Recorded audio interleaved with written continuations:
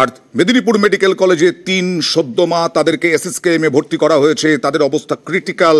এখনো পর্যন্ত 2 জন ভেন্টিলেশনে রয়েছেন বলে জানা যাচ্ছে। এসএসকেএম এর ডিরেক্টর তিনি কি বলছেন দেখুন।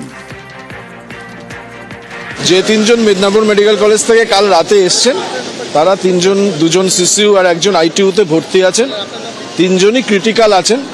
ডাক্তাররা এবং মেডিকেল বোর্ড তাদের চিকিৎসা করছেন। 2 জন ভেন্টিলেটরে, 1 জন এখনো ভেন্টিলেশনে।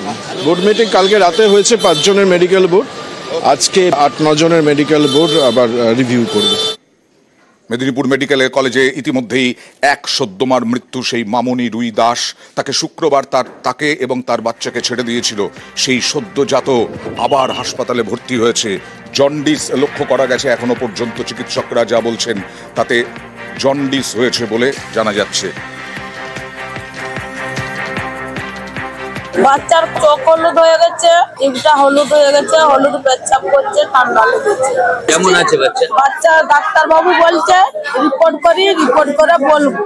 2টো বাচ্চা আছে, মামনি রুদাসের বাচ্চা আছে আর বেবি অফ রেখা। কেমন আছে বাচ্চারা? ওদের ব্লাড ওয়ার্ক হয়েছে, এখন একটা বোর্ড করে ট্রিটমেন্ট হচ্ছে ওদের।